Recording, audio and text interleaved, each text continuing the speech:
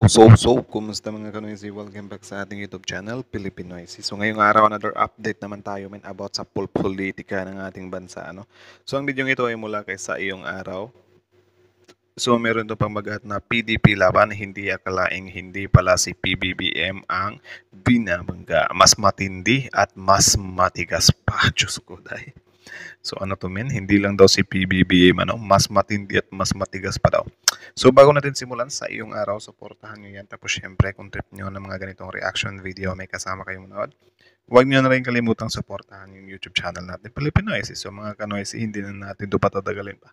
Simulan na natin, baka agawin pa ng China. Agad ang pamagat ng video ito, PDP laban, hindi akalaing hindi pala si PBBM ang binabangga. Mas matindi at mas matigas pa. Diyos ko, toy.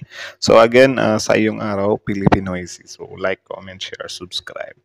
Start. Buksan natin ang tanong, paano lalabanan ng PDP laban si Pangulong Bongbong Marcos Jr. kung ang kalaban nila ay hindi tao, kundi isang malaking pader?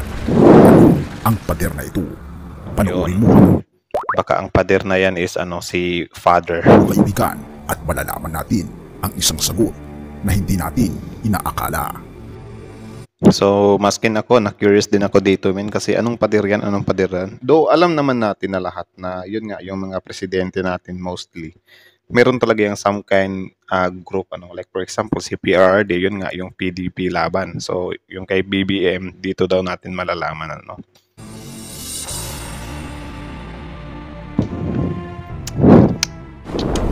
Sa isang kasaysayang puno ng politika at pakikibaka, ang PDP laban ay nahahati sa dalawang puwersa. Pero bago tayo tuluyang sumabak sa isyong ito, isipin mo, paano kung ang mismong partido na nagsusulong ng pagbabago noon ay naliligaw ng landas ngayon? Pero teka, hindi Yun, sino yung naliligaw ng landas? I think si BP Sara yung inaano niya dito, kasi yun nga, tama naman, men. Yung sa tatay niya naman ni BP Sara is, yun nga, dati parang sobrang flow lang ng niya, pinaggagawa niya, or flawless kumbaga. Tapos ngayon, itong anak niya kasi, maraming issue, men. Like kung ano-ano na yung pinaggagawa. Di ba? dapat sila ang Confidential tagapagtaguyod ng hustisya. Ang malaking problema ngayon ng PDP laban ay tila hindi si Pangulong Ferdinand Marcos Jr. Sa totoo lang, hindi rin naman si Vice President Sara Duterte ang tunay nilang tinutulungan. Ang pinakamalaking balakid, ito ang malaking pader, ang batas, ang parehong pader na kailang sinumpang suportahan. Grabe, batas pala yun. Hindi ko in-expect yun. Nakakala ko kasi organization eh. Okay, so good point yan sa iyong araw. Ay ngayon ay humahadlang sa kanilang mga plano. Pero bakit at paano nangyari ito? Ang Ang laban hidwaan sa sa PDP partido. laban ay hindi lihim. Ang isang panig na pinangunguhan ni na Senate Minority Leader Coco Pimentel at Manny Pacquiao ay lantarang tumutuligsa sa mga galaw ng kampo ni dating Pangulong Rodrigo Duterte. Ang Nako. kanilang mga salita ay malinaw. Ang reckless na aksyon ng kabilang panig ay salungat sa prinsipyo ng partido.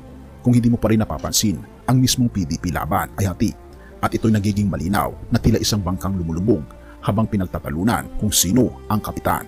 Ngunit ito Well, actually, hindi naman talaga nakakapanduda na yung mga grupo nga nila is babagsak talaga pagdating ng araw.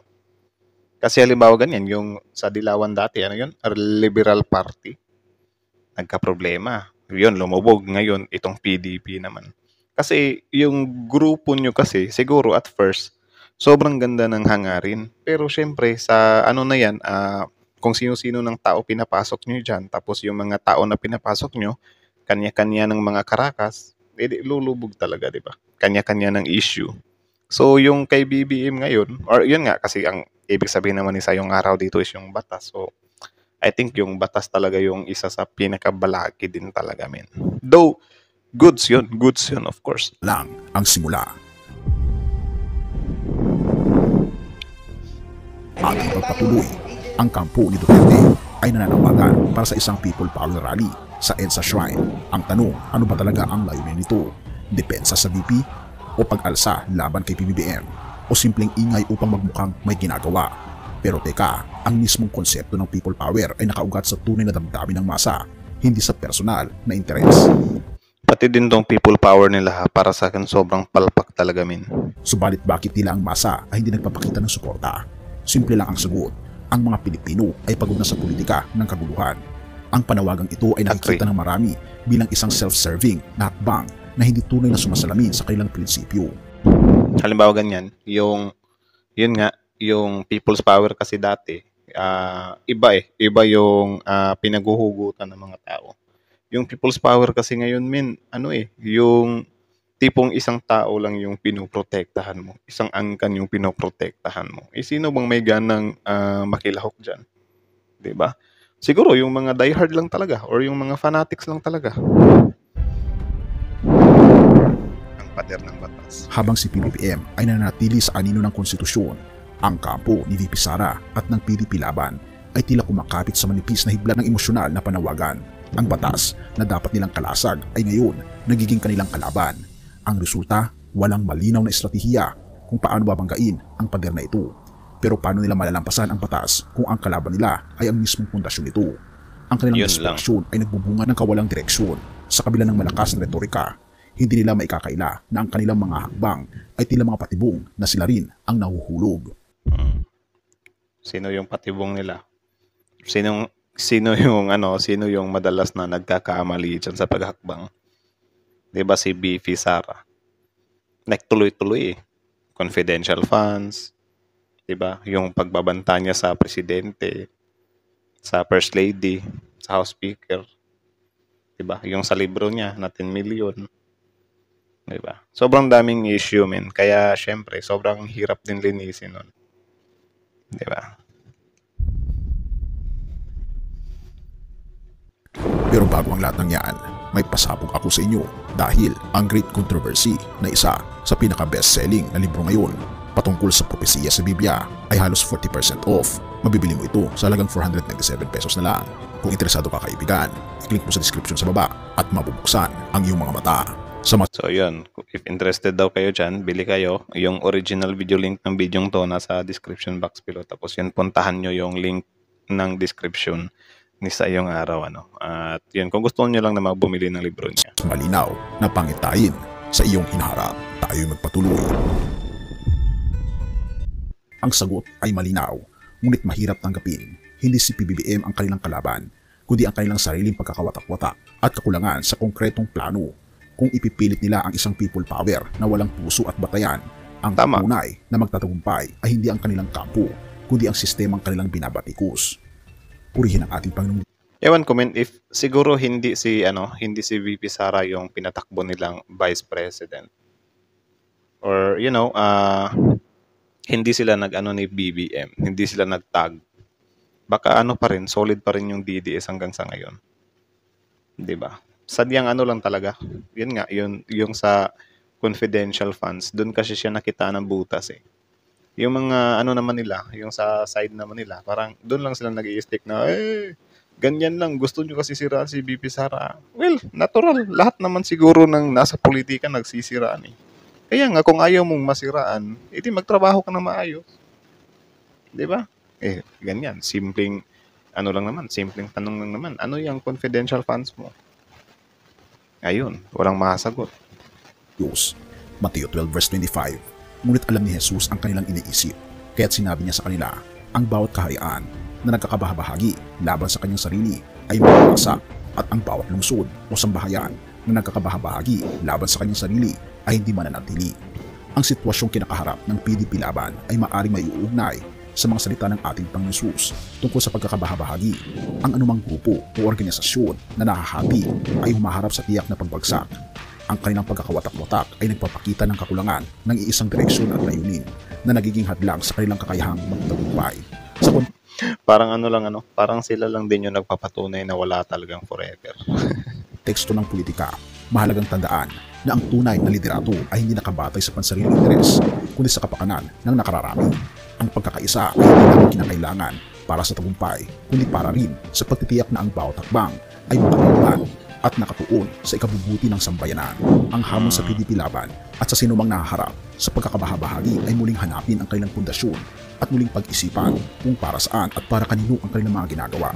Kung patuloy nilang iiwasan ang pakikinig sa boses ng bayan at ng batas, maaari nilang makita ang kanilang sarili sa pagbubuo ng kanilang ito din, itong si ano din kasi, si Senator Robin, si Senator Bato, yun, naging senador sila. Tapos, yun, kung ano-ano lang din naman yung pinagagagawa sa Senado, ano. I think yung isa sa pinakamalaking downfall nila is yung ano, protektahan nila sa Kibuloy.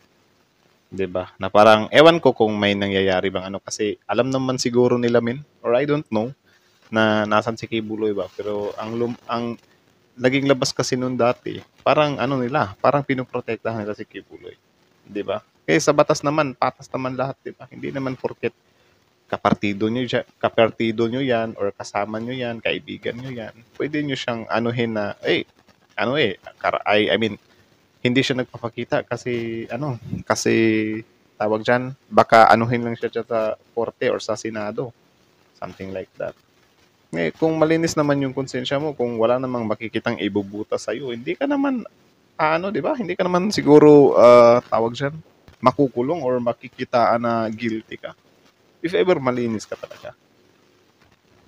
Yan, I think yan din talaga yung yung dahilan kung bakit parang nawala yung some kind balance nila. Tapos yun nga, si Harry Roque din dati, may issue din. So halos sila, may mga issue-issue. Kaya I think si ano lang talaga si PRRD lang talaga yung hindi nila basta-bastang mabubutasan. Kasi yun nga, nung nasa Senado din siya, parang nilalaro niya kasi. Diba? Marunong din kasi itong si PRRD. Hindi siya nagpapadalos-dalos sa mga sinasabi niya, yung emosyon niya. Kumbaga yung ibang niyang mga statement, pinapalabas or dinadaan niya na lang sa jokes, humor, or whatsoever. Si BP Sara kasi sobrang niya eh. Sobrang emotional niya.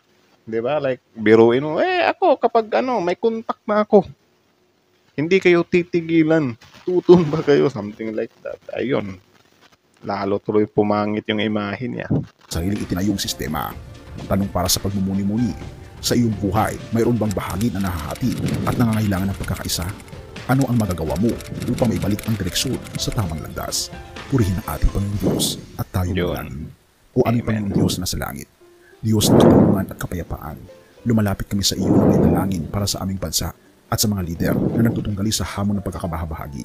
Naway gabayan mo ang bawat isa sa kanilang mga desisyon upang hindi pansariling I think hanggang dito na lang muna itong video So tapusin muna natin So hanggang dito na lang. So again, ang video ito ay mula kay Sa Iyong Araw. So suportahan nyo yan. Tapos yun, original video link in the description box below. I-subscribe nyo rin. Tapos syempre, bago nyo iwan yung channel natin, huwag nyo na rin kalimutan suportahan yung YouTube channel natin, Philippine Noisy. So kita nyo naman yun na tama naman pala to. Ang pinakamalaking kalaban talaga ng PDP laban ngayon is yung batas talaga. Aminado ako, dati akong talaga, supporter talaga ako ng DDS, men.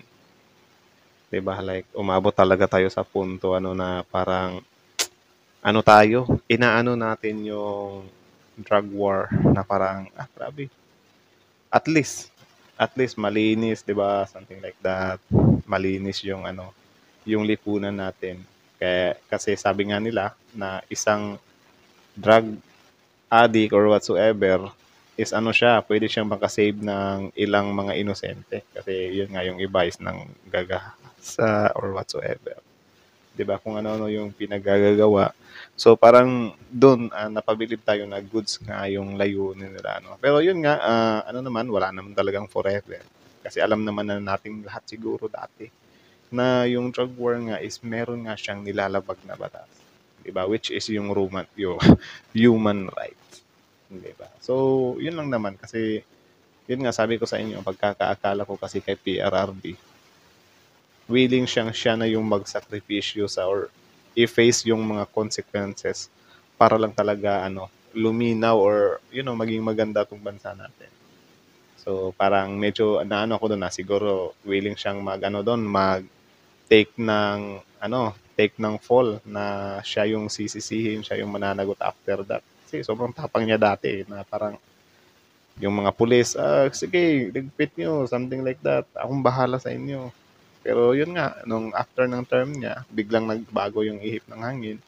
Biglang siya na, ayaw kong harapin yung ICC, something like that. Kasi pang ICC na lang yung yung pinaka talaga, pinaka-chance para lang malitis siya, ano, kasi presidente siya, yung mga pinagagawa niya, may nasagasaan talaga siyang, ano, mga buhay or mga karapatan. So, ang akala ko kasi is haharapin niya yon pero hindi pala. Like nung other day reaction natin about nung kay Bato, na parang, sige, ICC, bring it on, go on, something like that. Parang, medyo napapabilib tayo. Pero men, tingnan mo if ever pumunta na yung ICC dito, biglang mag-ano yan, mag-a-clash yung mga supporter nila. 'Di ba? Magugulat na lang tayo, may mga nagrarally na naman. Na ano na ba yan, ICC? Ano na ba tong gobyerno natin? So medyo naguguluhan tayo ba na akala ko ba okay lang sa inyong maging ano or hindi kayo natatakot, something like that. Pero maya-maya, bigla na lang, mag-rally-rally. Gaya nung kay Kibuloy, di ba? Na biglang nagugulat na lang tayo. May mag-ano na, may tawag dyan, haharang na sa mga pulis natin na ginagawa lang naman nila yung trabaho nila. Di ba? Yun yung isa sa ikinapangit ng ganyang sistema. No? So, yun, PDP laban. Batas talaga. Yung batas talaga yung makakalaban nila ngayon. And yun, I think kagaya din ng ibang mga partido. Wala talaga. Lulubog din talaga yan pagdating ng araw. Ano. Halimbawa ngayon, yung kay BBM, di din natin alam kung ano, lulubog din yun. Ang ano ko lang, ang hindi ko lang sure dito, kasi yun nga, next election, 2028, wala pa kasi ako nakitang ano pwedeng pamalit kay PBBM. Actually, to be honest, si Speaker Romualdez, wala din akong ano doon, men. Wala akong tiwala doon. Like, siguro kung tatakbo siyang presidente, hindi ko siya iboboto. Wala pa akong nakita talaga na pwedeng pumalit. Siguro if ever may malakas na ano talaga, na susunod kay BBM, I think yung party nila, ano yon parang ano din yan, lalakas. And then, siguro, time will come, yun naman yung babagsak. So, parang mga ganun lang ba. Kasi yung mga politiko natin, wala lang naman yan. Yung iba dyan, balimbing, di ba? Kita naman natin yan. May mga ganyan talagang senaryo kasi I think, survival instinct nila yan para magtagal dyan sa pwesto, di ba? So, I think hanggang dito na lang muna. Kayo ano masasabi nyo dito, comment down below. Tapos yung pag-usapan dito sa comment section. So again, that's it sa iyong araw. Pilipino IC. Like, comment, share, subscribe. Pilipino IC.